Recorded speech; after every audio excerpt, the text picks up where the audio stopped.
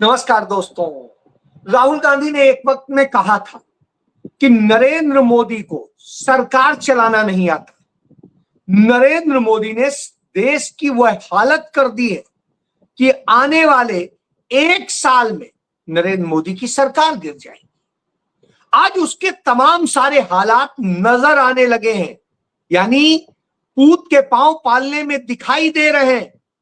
और ऐसी स्थिति में नरेंद्र मोदी अपनी सरकार बनाने के लिए दलों में तोड़ फोड़ के लिए लगे हैं, तमाम साजिशें रच रहे हैं और वो साजिशें देश के हर हिस्से में लड़ी जा रही हैं। और जो ये साजिशें की जा रही हैं वो साजिशें इस तरह की हैं जो पूरे लोकतंत्र को लजवा रही हैं और भारत के चुनाव आयोग से लेके भारत के सुप्रीम कोर्ट तक पे सवाल खड़े कर रही हैं। जी हां, ये सब हो रही हो तो फिर इंडिया ब्लॉक को क्या करना चाहिए? तो आज यही हुआ कि इंडिया ब्लॉक के नेताओं ने राहुल गांधी की अगुवाई में आज जब चर्चा की तो इन्हीं बातों पर चर्चा की। वह चर्चा थी देश के युवाओं को लेकर के, उनको लेकर के सबसे बड़ी चिंता व्यक्त की गई और सभी दलों से कहा गया सब मिलकर के युवाओं की मदद कीजिए। बच्चों का भविष्य जो बर्बाद करने की साजिश की जा रही है उस साजिश को असफल कीजिए। हम जीते या हारे फर्क नहीं पड़ता, फर्क पड़ता है कि हम बच्चों को कैसे बचाएं, उनके भविष्य को कैसे बचाएं। यह संदेश भारत के नेता प्रतिपक्ष राहुल गांधी ने दिया और राहुल गांधी आज उस पूरी मीटिंग में उस कॉन्फिडेंस के साथ में नजर आ रहे थे कि घबराहट सब में थी। हर कोई अपने आप को कैसे बचाया जाए इसके लिए परेशान था। तो राहुल गांधी एक बिल्कुल उम्मीद की तरह से, नई उम्मीद की तरह से नजर आ रहे थे। यह हालत तब थी जब इंडिया ब्लॉक की मीटिंग शुरू होने के पहले रातों रात पूरे दिल्ली के उस इलाके में पोस्टर्स लगा दिए गए। कहीं शरद पवार का कोट था, तो कहीं ममता बनर्जी का कोट था, तो कहीं अरविंद केजरीवाल का कोट था, तो कहीं पिनराई विजयन का कोट था, तो कहीं डीएमके के नेताओं का कोट था। और इस सब में सिर्फ एक शख्स को गाली दी जा रही थी, एक सब शख्स को अयोग्य बताया जा रहा था और एक शख्स को ही घेरा जा रहा था, वो थे राहुल गांधी। जी हां, वो अरविंद केजरीवाल उन्हें कह रहा था अयोग्य, जो खुद अब पूरे देश की राजनीति में अप्रासंगिक हो गया है। और वो डीएमके जिसे तमिलनाडु की जनता ने नकार दिया, वो नेता आज राहुल गांधी और कांग्रेस के ऊपर सवाल उठा रहे थे। वो शरद पवार जो अडानी के एजेंट की तरह काम करता रहा, उस शरद पवार का कोट लगाया गया था और उन ममता बनर्जी का लगाया गया था, जो आज ममता बनर्जी हाथ जोड़े खड़ी थी और श्रीमती सोनिया गांधी ने बड़ा दिल दिखाते हुए उन्हें गले से लगाया। जी हां, बगल में बैठा। तो यह स्थिति थी। तो स्वाभाविक सी बात है, यह समझना चाहिए कि किस तरीके से आज वह हालत थी इंडिया ब्लॉक के तमाम उन क्षेत्रीय नेताओं को जो अपने आप को मालिक समझ के जिस तरह व्यवहार करते थे और जिस तरह से कांग्रेस और राहुल गांधी के लिए शब्दों का प्रयोग करते थे, आज वो सब बैकफुट पर थे, सरेंडर मुद्रा में दिखाई दे रहे। लेकिन यह कांग्रेस का बड़प्पन था, राहुल गांधी का बड़प्पन था कि उन्होंने पूरी कॉन्फ्रेंस में सबको पूरी इज्जत दी, सबको बराबर रखा और जो 5 फैसले किए गए उन फैसलों में तमाम लोगों को शामिल किया गया। यह भी फैसला हुआ कि अब जिस तरह से संवैधानिक संस्थाओं का दुरुपयोग करके वोट काटे जा रहे हैं, नफरत फैलाई जा रही, सब कुछ किया जा रहा है, तो ऐसी स्थिति में देश के सुप्रीम कोर्ट के चीफ जस्टिस ऑफ इंडिया को सभी दल एक मत से चिट्ठी लिखेंगे और कहेंगे आप करिए इस पर कुछ, आप अपने संवैधानिक दायित्वों का निर्वाह कीजिए, आप न्याय के दायित्वों का निर्वाह कीजिए, आप भागिए मत, जो वोट काटे जा रहे हैं, गलत तरीके से काटे जा रहे हैं, उस पर आपकी चुप्पी उचित नहीं है। यह संवैधानिक दायित्वों से भाग जाना है।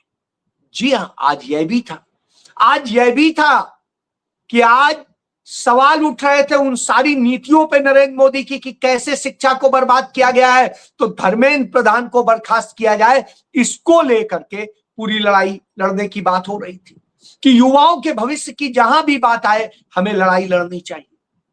ये सारी बातें थी। 25 दल इस मीटिंग में शामिल थे, कुछ वर्चुअल शामिल थे और अधिकतर प्रेजेंट थे, वहां प्रतिनिधि सभी के प्रेजेंट थे। तो ऐसी स्थिति में आप समझ सकते ही है।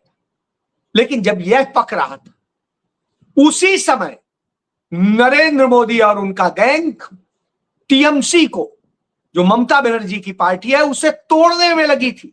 उसके 20 सांसदों से उसने चिट्ठी दिलवा दी ओम बिरला को कि हम टीएमसी से अलग अपने गुट को बनाना चाहते हैं और हम एनडीए को समर्थन देने जा रहे हैं। जी हां, यह चिट्ठी दिलाई जा रही थी 20 लोकसभा के सांसदों से। तो अब आप समझ लीजिए, ये वही सांसद हैं जो कभी तलवे चाटा करते थे ममता बनर्जी के। आज उनकी यह स्थिति है कि ममता बनर्जी कमजोर पड़ी तो कैसे भाग रहे हैं।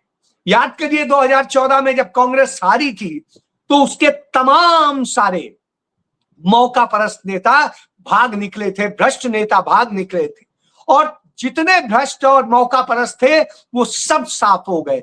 नतीजा ये हुआ कि कांग्रेस में सफाई हो गई और धीरे धीरे करके 2019 आते आते और 24 आते आते तमाम सारे वो जो कांग्रेस के लिए कोर थे नेता, वो सब छोड़ के भाग गए। और ऐसी स्थिति में कांग्रेस के पास जो नेता बचे वो विचारधारा के साथ लड़ने वाले बचे, या विचारधारा के साथ खड़े होने वाले बचे, या विचारधारा के लिए अपना सर्वस्व समर्पित कर देने वाले बचे। तो ऐसी स्थिति में यही वजह है कि आज कांग्रेस डट कर खड़ी है, किसी के आगे न दब रही है न झुक रही है। जी हां, और यही वजह है कि राहुल गांधी इतने डंके की चोट पर बोल रहे हैं और सबको सुनना पड़ रहा है। वो यह भी मीटिंग में बता देते हैं कि आप लोगों ने कहां कहां कमियां की, जिसके कारण आपको सिर्फ सत्ता अपनी दिखाई दे रही थी। लड़ाई देश के लिए लड़नी थी। जब देश के लिए लड़ते तो सत्ता तो अपने आप ही आती, ना भी आती तो जनता का प्यार तो आपके साथ रहता, आपके लोग तो नहीं भागते। बिल्कुल सही कहा राहुल, क्योंकि ये भ्रष्ट लोग, बेईमान लोग ज्यादा देर नहीं टिकते। इसीलिए राहुल गांधी ने इस बार जो राज्यसभा के लिए टिकट दिए वो सारे ऐसे नेताओं को दिए जो सचमुच समर्पित, चाहे झारखंड में हो। झारखंड में उन्होंने दिया था और सहयोगी पार्टी से यह उम्मीद नहीं लग रही थी कि वो करेगी, लेकिन राहुल गांधी ने अपनी टीम को लगाया। नतीजतन झारखंड मुक्ति मोर्चा यानी जो सोरेन परिवार ने अंत में अपना प्रत्याशी विड्रा करके कांग्रेस के प्रत्याशी को समर्थन देने की बात कर दी। और इसी तरीके से होता है मध्य प्रदेश में। मीनाक्षी नटराजन जो पूरी तरीके से गांधीयन है, अपने कपड़े खुद बिन करके पहनती हैं, गांधी के उसी तरह से चरखे से वो करती हैं, और उस तरह से एक सामान्य जिंदगी जीने वाली, इतना सरल जिंदगी जीने वाली, वो समर्पित, तो उनको राहुल गांधी ने दिया। वो एक बार वहां से लोकसभा सदस्य भी रही है मंदसौर से, जहां पर किसानों के ऊपर गोली चलवाई थी नरेंद्र मोदी की बीजेपी की सरकार ने।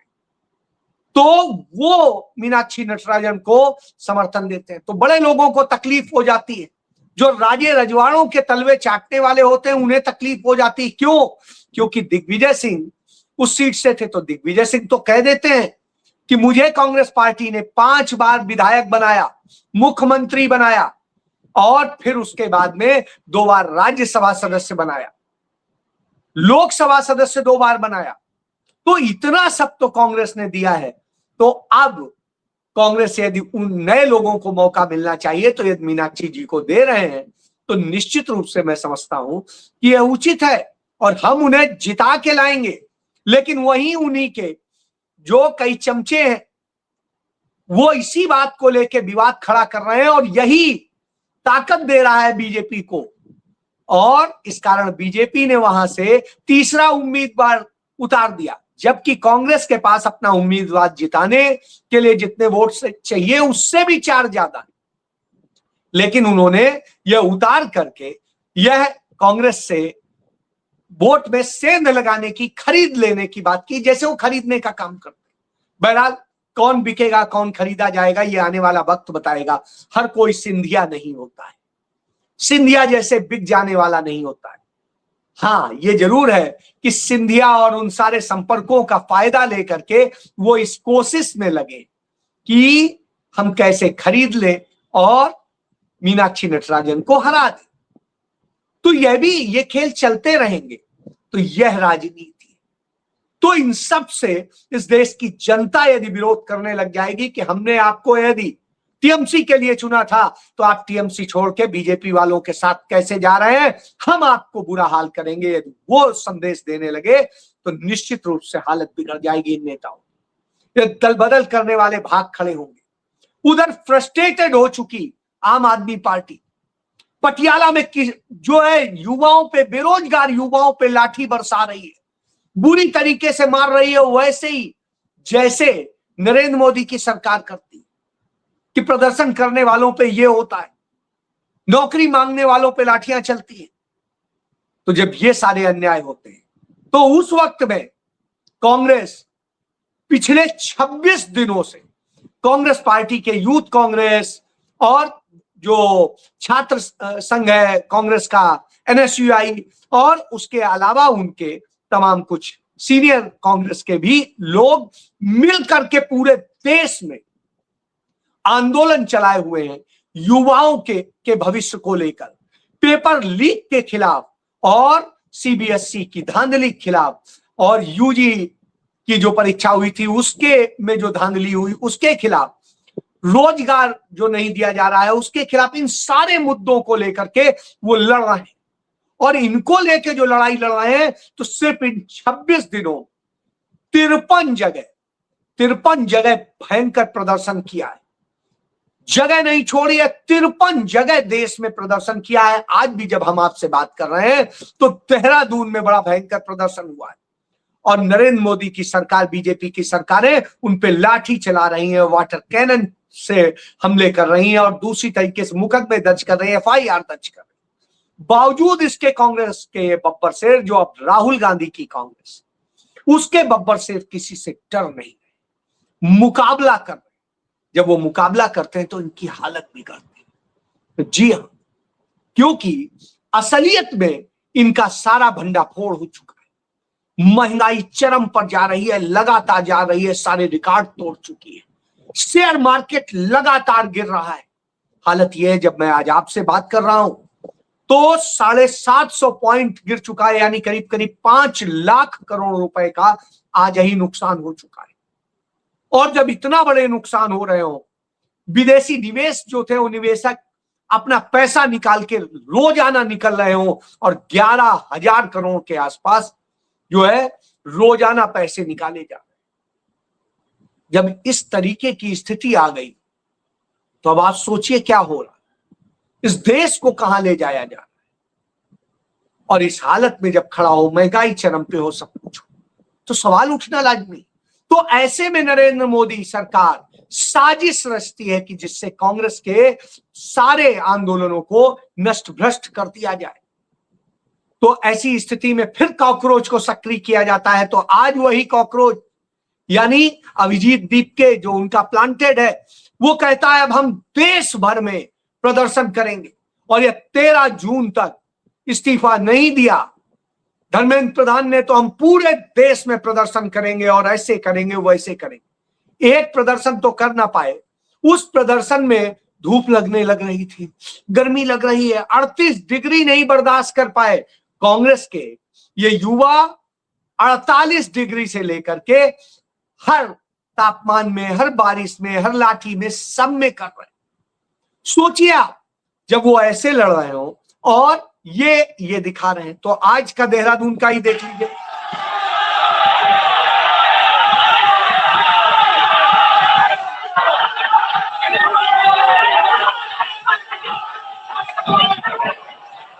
ये तो अब आप देखिए, वाटर कैनन से हमला हो रहा है, सब कुछ हो रहा है, पुलिस और सब कुछ, बावजूद इसके वो जगह बगैर डरे बगैर कुछ किए।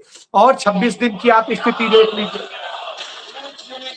ये आप देखिए, ये देखिए, इस तरह से कांग्रेस संघर्ष कर रही है, जगह जगह संघर्ष हो रहे हैं। ये आप देखिए, ये संघर्ष होता है, इसे जमीनी संघर्ष कहते हैं। यो कांग्रेस पूरे देश भर में यो लड़ रही है, और जब लड़ रही हो तो आप सोचिए, इससे घबराहट देखिए, देखिए आप एक फ्रेम में देखिए, ये है स्थिति। तो अब आप सोचिए ये स्थिति, और जो आम आदमी पार्टी है वो क्या कर रही है वो भी देख लीजिए। वो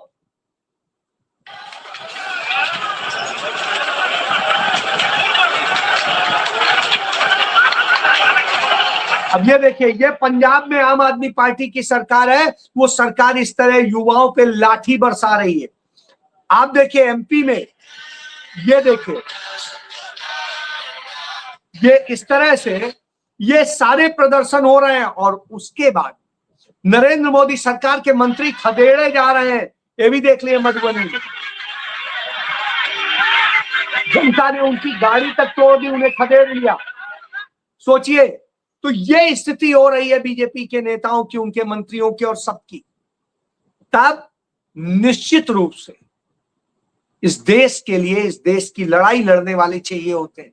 तो जब वो चाहिए होते हैं तो यही होता है, फर्जी डिग्री वाले क्या करेंगे? आपने देखा ही, पूरी दुनिया में भारत को लजवा रहे हैं, जो फर्जी डिग्रियां भारत की पकड़ी जा रही हैं।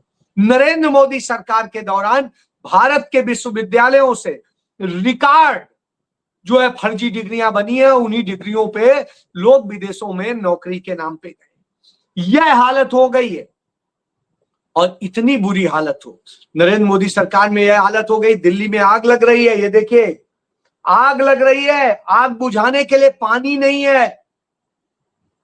जो कह रहे थे न पीने के लिए पानी है, न उसके लिए है, न आग बुझाने के लिए, सोचिए क्या करें। तो ये बस यही कर सकते हैं, साजिश। देखिए, यूं पोस्टर लगवाए गए राहुल गांधी के खिलाफ, ये देखिए। तो साहब, जब इस तरह के काम करेंगे तो यह बताता है कि कैसे इन्होंने इस देश के साथ में धोखा किया। तो अब भाजपाई भी खुद आपस में लड़ रहे हैं, क्योंकि जॉम्बी बनाया है इन्होंने। तो जॉम्बी बनाने का असर क्या हो रहा है, ये देखिए। इंदौर में कुत्ते को खाना खिलाने के बाद भाजपा के 2 गुट भिड़े, 7 पर के सिर फूट गए, न जाने कितने कितने हो गया। और ये स्थिति, मतलब अब ये आपस में ही लड़ना शुरू हो रहा है। यही बात राहुल गांधी कह रहे हैं, इसी बेस पर राहुल गांधी कह रहे हैं कि ये सरकार गिरेगी, और इन्हें सरकार चलाना नहीं आता है।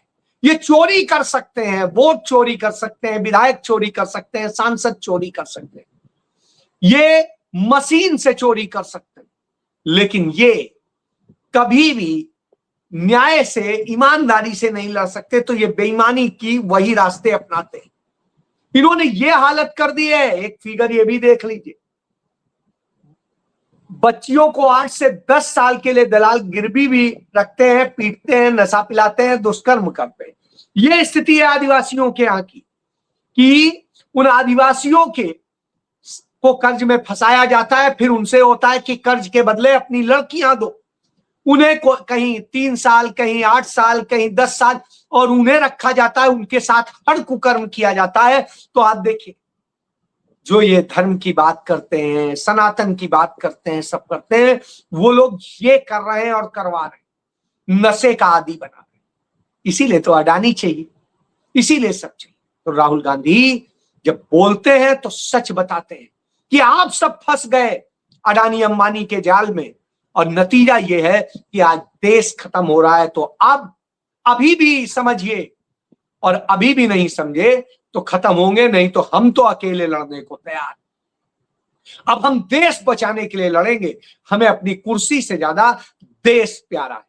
तो राहुल गांधी ने इंडिया अलायंस की बैठक में यह संदेश दे दिया, जी हां, कुर्सी से ज्यादा देश प्यारा है, देश बचाना है, देश के लोगों का भविष्य बचाना है, युवाओं का भविष्य बचाना है, बच्चों का भविष्य बचाना है, बेटियों की आबरू बचानी, और ये सब बचाना है तो लड़ना पड़ेगा, सड़क पे भी आना पड़ेगा और नीतिगत रणनीति से भी लड़ना पड़ेगा। तो फैसला आपको करना है। जी हाँ, तो राहुल गांधी ने फैसला आप पर छोड़ा। आपको अब क्या करना है यह सोचिए। जय